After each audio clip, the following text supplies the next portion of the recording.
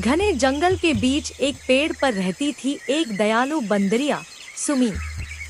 उसके दिल में एक ही अरमान था कि उसके भी एक प्यारा बच्चा हो। हर रोज वह जंगल की नदी के किनारे बैठकर भगवान से प्रार्थना करती थी।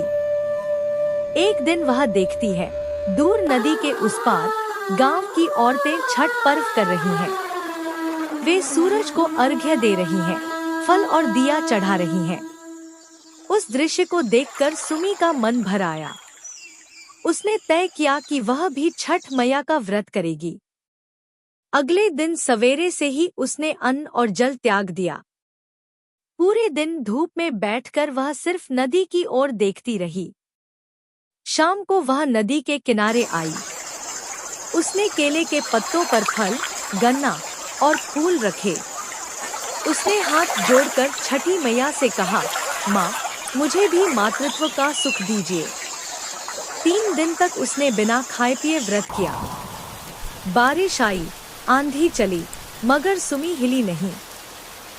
चौथे दिन सुबह जब सूरज उग रहा था, तो नदी के जल पर सुनहरी आभा फैली और उसी प्रकाश से छठी मैया स्वयं प्रकट हुई।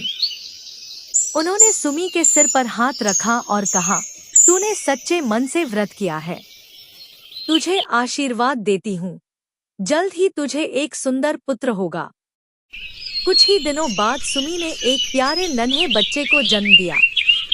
उसकी आंखों में वही चमक थी जो सूरज की पहली किरण में होती है। जंगल में खुशी छा गई। सब जानवरों ने मिलकर सुमी और उसके बच्चे के साथ छठ पर्व मनाया।